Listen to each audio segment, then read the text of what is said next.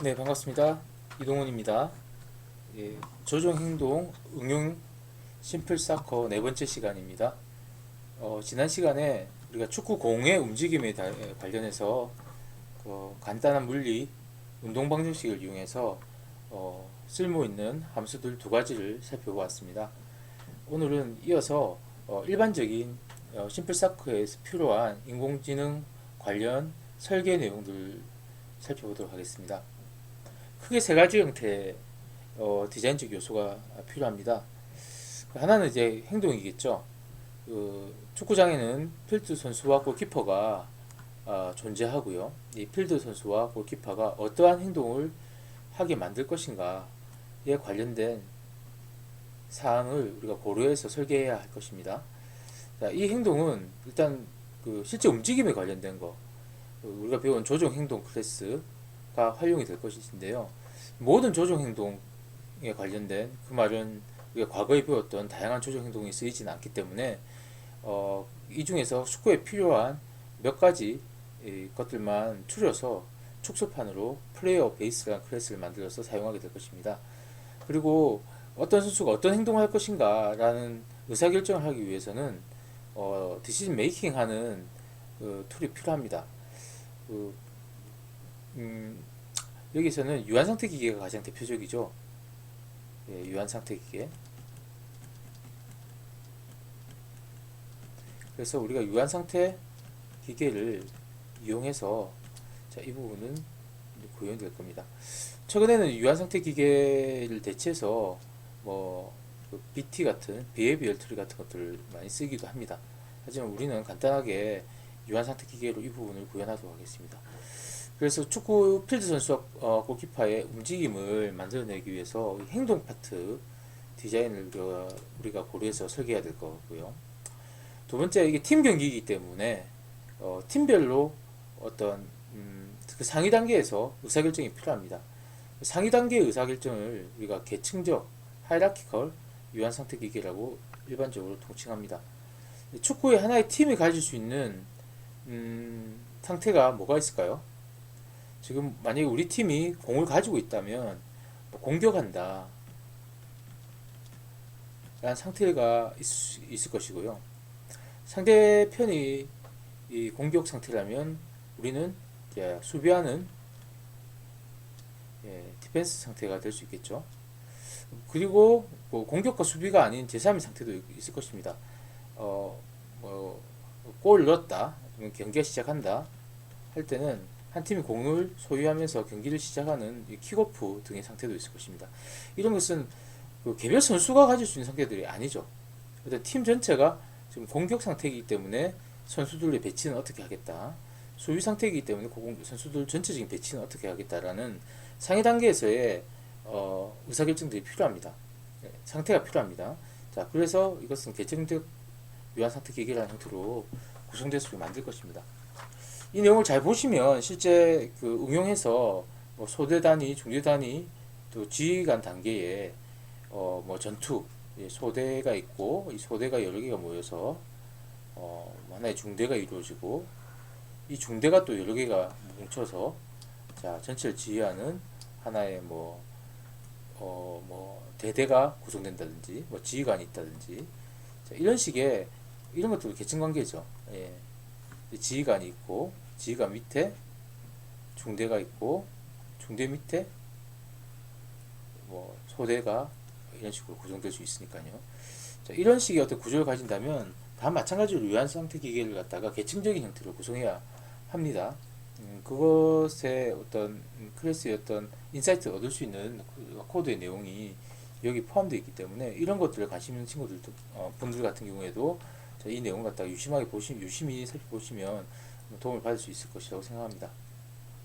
그 다음에 선수와 선수 간에는 의사소통이 필요합니다. 커뮤니케이션이 필요하죠. 내가 너에게 공을 찰 테니까 너가 공을 잡아라, 이런 식의 말을 한다든지, 내가 저 선수를 따라갈 테니까 넌 다른 쪽 수비를 맡아라 라든지. 그래서 선수와 선수 간에 커뮤니케이션이 필요합니다. 자, 이것을 우리가 간단하게는 메시지 처리를 통해서 만들 수 있습니다. 메시지를 통해서 우리가 만든다는 것은 보통 이제 이벤트 형태를 갖다가 해서 이벤트 핸들러를 만들어 가지고 이벤트를 뿌려주는 형태의 구조를 만들 수가 있죠. 사실 두 가지 형태가 존재합니다. AI에서 전통적으로 그러니까 이벤트를 갖다가 보내는 사람이 받는 사람한테 수신자를 갖다가 명시해서 그 메시지를 던져주는 구조로 전보 구조라는 게 사실 있고요. 많이 쓰는 전보 구조가 있고요. 좀 심플하고 작을 때는 전보 구조라는 구조를 많이 씁니다. 텔레그램이라고 부르죠. 또 하나는 뭐냐면 뭐 칠판 구조, 칠판 아키텍처라는 구조를 통해 가지고 이 메시지 처리하기도 합니다. 공룡의 칠판 하나 두고 이 칠판에 메시지를 갖다가 쓰면 그 쉐어 메모리거든요. 공유 메모리를 통해 가지고 이게 내한테 온 메시지인지를 갖다 확인해서 처리하는 방법이 칠판 아키텍처입니다. 블랙보드 아키텍처라고 부르는 게임 인공지능의 대표적인 기법이거든요. 뭐 우리가 이런 거 다루진 않겠지만 이 소스 코드에서는 기본적으로 전보 구조, 텔레그램 구조를 갖다가 이용해 가지고 메시지 처리를 하고 있습니다. 이벤트 드리븐 프로그래밍, 이벤트 센터드 프로그래밍 뭐 이렇게 부르기도 하죠. 이벤트 기반의 어떤 프로그램들. 우리가 윈삼이 API에서 온 메시지 사용해 가지고 우리가 이벤트를 발생시키고 이벤트를 받아들여 가지고 어떤 일을 처리하죠. 뭐 마우스 클릭을 한다든지 키보드 뭘 누른다든지 이것도 같은 형태의 이벤트 핸들을 사용한 메시지 처리 방식이라고 보시면 됩니다. 그래서 윈삼이 API를 배우신 분들은 되게 익숙한 어떤 구조입니다. 이 구조를 그대로 사용해서 우리가 선수들 간에 또 선수와 팀 간에 이 메시지 처리를 할 수가 있는데요. 이 책에서는 선수와 팀 간의 메시지 처리는 생략하고 있습니다. 그래서 결국 남은 거는 선수들 간의 메시지 처리만 하도록 구조가 되어 있는데 이건 얼마든지 선수와 팀 간의 구조를 확장시킬 수 있습니다. 이건 뭐 어려운 일은 아닙니다. 만약에 이런 것도 필요하다면 이런 것도 우리 고려할 수 있겠죠. 여튼 이 세 가지 행동, 자 조종 행동, 또 조종 행동 어떤 행동을 할 것인가를 결정하는 선수 개별적인 유한 선택이게 행동에 관련된 부분, 그 다음에 상위 계층에서의 의사결정, 그 다음에 선수와 선수들 간의 어떤 메시지 처리, 이 세 가지가 중요한 우리가 AI를 갖다가 이런 축구 AI를 갖다가 만들 때 고려해야 될 사안이 되겠다. 그렇습니다. 그래서 전체 구조가 나와 있네요. 일단 선수들이 있는데 잘 보시면 이게 사커 팀이라는 팀에 소속돼 있죠. 이 팀 안에는 골키퍼가 있고 4명의 필드 선수가 있습니다. 자, 이 각각은 뭐냐면 아까 말한 것처럼 유한 상태 기계에 의해서 각 선수들은 의사결정을 갖다가 하게 될 것이고요. 그 골키퍼와 필드 플레이어의 기반 클래스는 플레이어 베이스라는 클래스를 통해서 상속받아서 쓰이게 되는데 이 플레이어 베이스는 골키퍼나 필드 플레이어나 필요한 모든 움직임에 관련된 사안들, 판단해야 될 사안들에 대한 함수들을 가지고 있습니다. 그리고 이런 판단에 의해서 그 어떤 조종 행동이 결정돼서 실행되겠죠. 뭐 어떤 게 있는지 한번 볼까요? 가장 간단한 것들이 있네요. 어라이브 행동, 이거 배웠죠. seek 행동, 쫓아가는 거. 그 다음에 선수끼리 안 부딪히기 위해서 separation. 그 다음에 가로채기 하기 위한 interpose.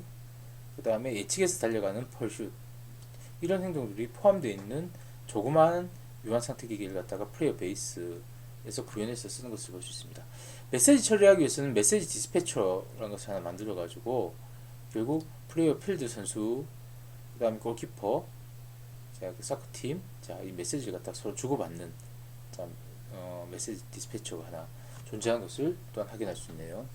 자, 이런 구조들을 갖다 한번 보시고 UML 다이어그램을 보시고 코드를 읽으시면 훨씬 더 쉽게 코드가 해석이 가능하겠죠. 구체적인 함수의 내용은 우리가 내용을 디테일하게 살펴보면서 그 하나씩 알아가도록 그렇게 하겠습니다. 그래서 먼저 몇 가지 클래스를 봅시다. 사커 팀 클래스. 자, 이거죠. 사커 팀 클래스는 뭘 가지고 있느냐? 뭐가 있겠어요? 선수들이 있겠죠. 골키퍼, 필드 플레이어. 자, 축구팀을 구성하는 선수들의 인스턴스를 가지는데, 자, 이게 좀 애매합니다. 선수들을 갖다가 그냥 선수라고 두면 안 되니까 우리 간단하게 이렇게 생각할 수 있을 거예요. 공격수 뭐 그다음에 뭐 윙 맞나요? 축구를 잘 모르네요. 뭐 수비수 선수가 4명뿐이라서 뭐 어떻게 잡아야 될지 모르겠는데 윙은 2명 필요하겠네요. 수비수 1명 이렇게 선수들한테 자기 역할들 갖다가 고정시켜 놓고 할 수 있을 것 같은데요. 아 그러면 이제 선수들이 수비수가 반드시 수비만 하는 법이 없고 공격수가 어떤 상황에 따라서 공격만 하는 게 아니라 수비의 역할을 할 때도 있잖아요. 이렇게 고착화 시켜 넣어버리면 공격수는 항상 상대편 골대 근처에만 존재하지 수비하러 내려오지 않을 겁니다. 선수가 겨우 필 선수가 4명밖에 없는데 이런 상황들은 별로 좋지 않을 것 같아요. 이게 사실 이때 클래스의 어떤 역할들을 어떻게 우리가 만들어낼 것인가 이게 제가 봤을 땐 가장 시간이 많이 걸리고 어려운 파트일 것 같아요. 하나는 이제 그 어떤 특정 A라는 피지컬한 선수한테 너는 공격수다라고 우리가 실제 현실에서의 어떤 역할을 갖다 부여할 수는 없다. 좀 다른 방식을 갖다가 쓰는 게 좋을 것 같다. 이게 좀 어려움이 있다. 이야기 이렇게 역할을 줄 수는 없다. 그래서 보면 주요 선수들의 역할을 동적으로 부여한다는 말이 나와요. 그 말은 뭐냐면 어떤 선수가 A, B, C, D가 있다면 이 선수들의 역할이라는 게 딱 고정된 게 아니라 어느 위치에 어떻게 위치하고 있느냐에 따라서 역할이 바뀔 수 있다. 이게 사실 되게 중요한 포인트거든요. 자, 이거 어떻게 만들어 나가는지를 이 부분을 갖다 아주 유심히 보십시오. 상당히 재밌습니다. 그리고 또 하나 중요한 게 뭐냐면 그러면 공격수, 수비수, 뭐 좌우측의 윙 뭐 이런 게 아니라 선수의 역할이라는 것은 우리가 어떻게 부여하면 될까 가 있는데 자 이거 봅시다. 우리가 생각하는 거랑 좀 다르게 정의되어 있습니다. 플레이어 베이스 포인트로 잡아놨고요. 각각 다 선수가 필드 선수 4명이니까 4명이 일단 잡혔네요. 골키퍼는 그냥 결정되어 있겠죠. 역할이 그냥 골키퍼라고 결정하면 되니까 큰 문제가 없을 겁니다. 리시빙 플레이어, 공을 받는 선수. 공을 가지고 있지는 않은데 내가 공 받는 선수다. 역할이 그런 의미가 될 것 같고요. 공에 가장 가까운 선수. 좀 다르죠, 그렇죠? 공에 가장 가까운 선수. 공에 가까운 선수는 뭘 할까요? 이제 공을 획득하기 위해서 공을 쫓아가겠죠. 그다음에 컨트롤링 플레이어. 공을 가지고 있는 선수에 가까울 것 같아요. 공을 소유한 선수. 그렇죠? 그다음 서포팅 플레이어. 어떤 선수가 공을 가지고 있다면 이 선수가 혼자서 공을 몰고 골대로 가지 않고 누군가에게 패스를 해야 될 텐데 이때 패스를 받는 선수. 엇갈리죠. 패스를 받는 선수가 리시빙 플레이어가 있잖아요. 근데 조금 달라요. 이거는 아직까지 리시빙 플레이어로 선정된 선수가 아닙니다. 역할이 없는 거예요, 사실. 그래서 뭘 하느냐면 내가 공을 받기 위해 적절한 위치를 찾아가는 선수라고 보시는 게 더 적합합니다. 왜냐하면 상대팀이 이렇게 있다면 이건 나는 공을 받기 위한 위치가 아니잖아요. 왜? 뭐 공을 패스하면 당연히 공을 뺏길 거니까. 그럼 이런 선수들은 공을 받기 유리한 위치로 이렇게 움직여줘야 될 거예요. 이런 위치. 그래야 공을 받을 수 있으니까. 자, 이렇게 공을 받기 용이한 위치로 움직여주는 이런 선수가 서포팅 플레이어라는 개념입니다. 리시빙 플레이어는 실제로 공을 받기로 결정된 선수예요. 조금 비슷한데 이 개념을 우리가 다르게 기억해야 될 내용입니다. 재밌죠, 여러분? 이런 것들이 상당히 어려워요. 일반적으로 게임 만드는 것보다 이 스포츠 게임이나 이런 것들이 어려운 이유가 이런 데서 좀 나오는 것 같아요. 이런 설계들. 그 외에도 이제 뭐 사커 팀은 뭐 축구장에 대한 그 포인트를 들고 있어야겠죠. 예, 그리고 상대 팀이 어디 있는지도 알아야 될 거고, 팀과 상대편의 골대에 대한 포인트도 알고 있어야 될 겁니다. 자, 이런 정보들은 이제 포인트로 아마 들고 있을 것 같습니다. 자, 그럼 이 방금 설명을 드렸는데 나와 있으니까 다시 한번 봅시다. 공을 받는 선수다. 선수가 다른 선수에게 공을 찰 때 공을 받기 위해서 기다리는 리시버. 자, 이 리시버란 거, 리시빙 플레이어란 거는 여러 선수가 될 수는 없어요. 당연히. 어느 한순간에는 반드시 선수들 중에 한 명만 리시버로 지정이 될 수 있고요. 리시버가 없는 상태다. 아직까지 공받는 상태가 결정되지 않을 때는 이 MP 리시빙 플레이어의 값을 늘립니다. 실제 뭐냐면 선수가 피지컬한 선수들은 각각 포인트를 가지고 있겠죠. 4명의 선수들이. 주소를 가지고 있을 거예요. 자, 이 주소가 MP 리시빙 플레이어에 배정된다고 생각하시면 돼요. A라는 선수가 배정될 수도 있고 B란 포인트가 배정될 수도 있고 C란 포인트, D란 포인트가 배정될 수가 있어요. 이게 배정된 선수가 결국 받는 선수로 이제 동적으로 결정된다. 그런 개념입니다. 자, 그다음 공에 가장 가까운 선수는 쉽죠. 실제 선수들과 공간의 거리를 비교해서 가장 가까운 팀의 멤버를 결정할 수 있기 때문입니다. 당연히 한 명이겠죠. 자, 이 가까운 팀의 멤버가 설정된다는 말은 우리가 선수가 공을 쫓아야 할지, 내가 공을 쫓아야 될지, 아니면 다른 팀 멤버가 추적하도록 막혀야 할지, 이런 것들 결정할 때 유용합니다. 우리가 뭐 동네 축구처럼 누가 공을 갖다가 이렇게 들고 있다고 해가지고 여러 명의 선수들이 와 공을 잡으러 가자 해서 막 이렇게 쫓아가면 축구가 잘 안 되겠죠. 그죠? 동네 축구를 하죠. 공이 있으면 우르르 달 모으려고 하는 이런 식으로 지정하면 안 되니까 공에 가장 가까운 선수 한 명만 이제 이 공을 쫓아가는 형태로 지정할 건데요. 이 선수가 가만히 있지 않고 계속 움직이니까 어떻게 될까요? 공에 가장 가까운 선수라는 게 순간순간 계속 계산해서 바꿔줘야 돼요.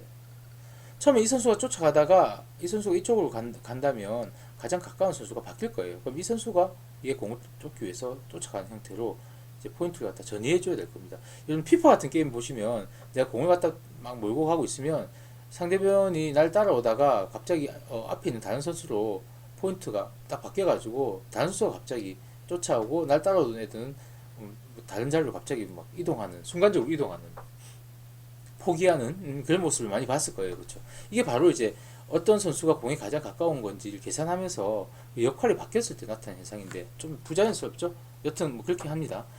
그래서 이 포인트를 갖다가 어떤 거리를 갖다 계속 계산해서 가장 가까운 선수를 갖다가 찾아내고 이 포인트는 계속 개진합니다. 뭐 한 명은 가장 가깝겠죠. 그래서 경기 중에 이 공에 가장 가까운 선수란 것이 널리 될 수는 없을 것입니다. 다음은 제어하는 선수입니다. 이것은 공 가진 선수라고 했죠. 축구공에 명령을 내리는 선수라고 정의가 되어 있네요. 재밌죠? 제어하는 선수는 팀 동료한테 패스할 수도 있겠고요. 내가 공을 들고 딱 패스하는 이 선수가 제어하는 선수가 될 수도 있고, 공을 딱 패스하고 난 뒤에 리시빙하고 있는, 기다리고 있는 이 선수가 공을 받으려고 할 때 이미 이 선수 공을 받는다고 결정되어 있는 이 순간에는 이 선수가 제어하는 선수로 바뀔 수도 있습니다. 뭐 상대방 골대로 움직일 때 이렇게 제어하는 선수는 결국 공격수의 역할을 하는 거죠. 만약에 우리가 팀이 공을 들고 있지 않다, 그때는 제어하는 선수의 포인트는 널로 초기화됩니다. 자, 마지막으로 하나 남은 게 지원하는 선수인데, 지금 맞죠? 4개 중에 이 지원하는 선수가 상당히 재밌습니다. 한 선수가 공을 제어할 때 팀은 지원하는 선수를 지정하는데, 이 지원하는 선수는 반드시 유용한 위치로 움직여야 합니다. 아까 이야기했었죠. 공을 갖다가 가지고 있는데 우리 팀 편수가 상대방이 있을 거예요. 막 이런 쪽으로 이렇게 있을 때 상대방한테 뺏기지 않으면서 우리 편 선수는 움직여서 내가 공을 받을 위치로 가야 되는데 뺏기지 않으면서, 이게 바로 유용하다는 어떤 의미가 되겠죠. 자, 이렇게 움직이는 이런 위치로 움직여야 되는데, 자, 유용한 위치랑 아주 추상적인 이야기로 그 유용한 위치라는 걸 결정해야 됩니다. 근데 생각해 보세요. 다 움직여요. 얘도 움직이고 얘도 움직입니다. 얘도 움직이고요. 얘도 움직입니다. 그래서 이 유용한 위치라는 것은 계속 바뀝니다. 그렇죠? 그러면 내가 만약에 서포팅 하는 지원하는 선수라면 계속 바뀌는 이 상황에서 이 상황을 계속 어떻게든 해석을 해서 유용하다는 위치로 움직여야 돼요. 근데 어떻게 이 전체 상황이 변하는지를 이 친구가 해석을 해서 어느 지점이 아주 추상적인 어떤 지점이 유용하다, 유용하지 않다는 것을 결정할 수 있을까요? 정말 어려운 이야기입니다. 아주 어려운 이야기입니다. 이 이야기를 갖다 이 이슈를 한번 다뤄보도록 하겠습니다. 자, 유용한 위치의 평가 기준은 우리가 일단 쉽게는 이렇게 생각할 수 있어요.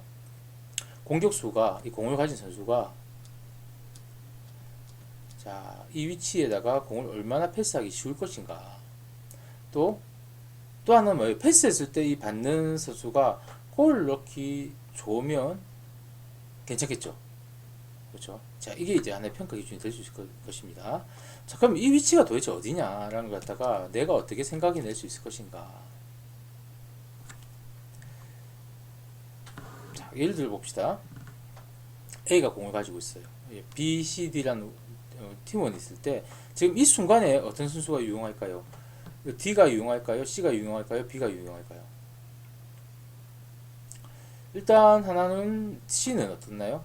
아마도 C한테 패스하면 이 두 선수가 공을 가로챌 확률이 높을 것 같아요. D로 패스했을 때도 좀 위험하긴 한데 만약에 패스가 가능하다고 봅시다. B로도 패스가 가능하다고 보다면 B와 D 중에서 뭐가 나을까요?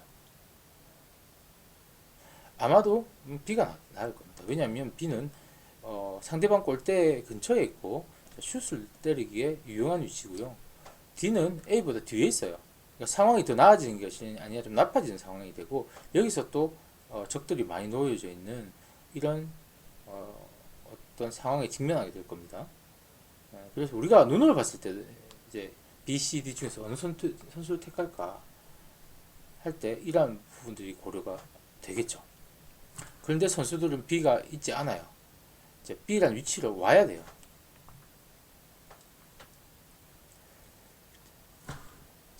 지원한 선수라는 녀석이 생각을 하게 되면 문제는 어려워집니다. 문제는 어려워져요. 그래서 이 생각한 주체를 이 선수가 생각하지 않고 이 각각의 위치가 생각하도록 개념을 바꿉니다. 그 말은 뭐냐면 이 각각 포인트를 샘플링해서 어떤 이산적인 위치에다가 자, 이런 점들 정보를 둬요. 그리고 이 정보를 두고 난 뒤에 이 정보를 기반해서 내가 과연 이 위치가 좋은 위치인가 라는 것을 이 위치가 계산한단 말이에요. 좀 이따 나중에 살펴볼 겁니다. 하여튼 생각한 주체가 위치가 된다는 겁니다. 위치가. 그래서 나는 나한테 패스해주면 좋은 위치야. 계산해보니까 30점이야. 나는 35점이야. 나는 15점이야. 나는 뭐 60점이야. 쭉 계산해봤을 때 난 60점이야가 점수가 제일 높다. 그러면 어떤 선수가 여기 있다면 이 선수를 어디다 위치시키는 거예요?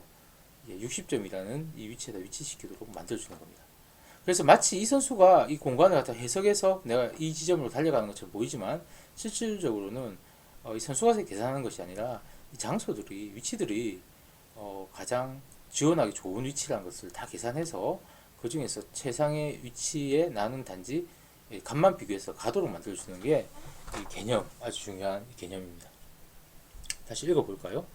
자, 지원하는 위치는 경기장의 연속된 위치를 샘플링하고 여러 가지 테스트를 실행함으로써 누적 점수를, 그러니까 하나의 어떠한 사안으로 점수가 계산되지 않는다는 걸 이야기하고 있죠. 누적이란 건 아까 우리가 보면 평가 기준에서 패스하기 쉬운가 공을 넣을 가능성 두 가지잖아. 그렇죠. 이 두 가지를 갖다 각각 계산해서 점수로 스코어 시키고 이 스코어를 합쳐가지고 우리가 점수를 누적시키는 거예요. 그래서 그 중에서 BSS 가장 지원하는 서포팅 스팟으로 좋은 점수가 가장 높은 녀석을 선정을 해서요. 그 선정하는 위치에 가도로 만들어준다. 이게 바로 지원하는 위치에 관련된 개념입니다. 어디서 이 개념이 시작되는지부터 이야기를 사실 좀 해야 되는데 킬존 예가 나와 있는데 킬존 예는 다음 시간에 봅시다. 이 개념이 처음 등장한 것은 뭐냐면 우리가 다 아시는 심즈. 네. 그래서 스마트 오브젝트라는 개념으로 처음 등장했어요. 원래 처음 시작은. 심즈에 보면 어떤 개체들이 배고픔을 느낀다고 할 때, 그 브로드캐스팅 한다고 하는데요. 난 뭐만 가지고 있냐면 헝그리 배고픔이란 지수만 가지고 있어요. 지수가 예를 들어서 이렇게 안 되지만 마이너스 20이다. 아니면 0에서 100으로 봅시다. 10이다. 배고픔 지수가 되게 높아요. 100 중에서 10만 채워져 있단 말이죠. 그러면 어떻게 하냐면 뭐 선반 위에 바나나가 놓여져 있다면 이 바나나가 이 스마트 싱 오브젝트예요. 생각한 녀석이에요. 그래서 나를 먹으면 배고픔이 20이 채워져 라는 정보를 갖다가 이 심에게 알려주는 거예요. 냉장고가 있다면 냉장고가 말하는 거예요. 나 문을 열고 날 먹으면 플러스 40이 돼. 자, 이런 정보들이 끊임없이 이 사물이 이 에이전트한테 날 먹으면 얼마의 점수를 얻을 수 있어 라는 정보를 갖다가 알려주는 거예요. 그럼 심은 그 중에서 지금 현재 나의 지수와 비교해서 가장 적합한 행동을 선택해서 냉장고 문을 열고 뭔가를 찾아 먹도록 만드는 겁니다. 그러니까 그 중앙 집중식이라고 하거든요. 이게 만약에 이 에이전트가 배고픈데 뭘 먹어야 되지 해서 먹을 걸 막 찾고 그 중에서 뭐가 좋을지 갖다가 막 평가하고 이건 뭐냐면 그 집중식 AI라고 부릅니다. 그 에이전트 자체에 진짜 우리 인간처럼 생각하면서 가는 거죠. 그렇게 만들면 힘드니까 어떻게 한다. 아주 심플하게 만드는 방법을 스마트 오브젝트가 각각 개별적으로 똑똑하다고 우리 가정하면 얘네들이 나에게 날 먹어주세요라고 유혹하는 거죠. 유혹한다 해가지고 우리가 이것도 AI에서 많이 쓰이는 용어인데요. affordance라고 하거든요. 유혹을 해서 그 중에서 가장 적합한 유혹 당하기 좋은 녀석을 선택하는 스마트 오브젝트라는 개념이 사실 출발해서 이게 오브젝트가 아니라 이런 지형에다가 집어넣은 거다가 스마트 터레인이라고 부르기도 합니다. 이 지형 지물의 어떤 지점들에다가 자 뭔가를 계산하고 이 정보를 갖다가 이 에이전트한테 알려주는 거예요. 그래서 그 정보 중에서 내가 가장 적합한 행동을 갖다가 판단해서 찾아서 움직이는 뭐 이런 식의 계산들을 하게 되는 게 스마트 오브젝트, 스마트 터레인 뭐 이런 개념들, 기법들 개념입니다. 생각을 바꾸면 있잖아요. 그리고 에이전트가 있을 때 에이전트가 센스해서 이 환경에 뭐가 있지라는 것을 다 우리가 센스해서 어떤 의사결정을 한다. 어떤 뭐냐면 이 센스한 것은 개별적인 정보거든요. 여기서부터 뭘 뽑아내야 되냐면 이 정보부터 지금이 어떤 상황인지에 대한 컨텍스트의 정보를 뽑아내서 여기서부터 해석을 해서 나의 적당한 행동을 뭐 파이널 스테이트 머신이라든지 여러 가지 기법을 통해서 결정하게 되는. 근데 이게 혼자서 이 뇌에서 하기 어렵다는 거지. 그래서 이걸 갖다가 이거 만들기 되게 어려워요. 자, 그걸 갖다 이런 식으로 바꿔버리면 코딩하기 되게 쉬워집니다. 네, 아주 좋아집니다. 그래서 이런 접근법 여러분들 꼭 한번 기억하시면 좋겠습니다. 이야기가 좀 길어질 것 같아서 일단 지원한 위치에 관련된 뭐 주변 이야기들을 했고요. 나누어서 다음 시간에 그럼 실제로 우리가 전투 킬존이라는 게임에서 뭐 전투에서 내가 어떤 위치를 결정하는지 결정해 나가는 방법으로 시작해서 축구에 이걸 어떻게 적용하는지 내용은 다음 시간에 하도록 하겠습니다. 자, 오늘도 들어주셔서 감사하고요. 다음 시간에 뵙겠습니다.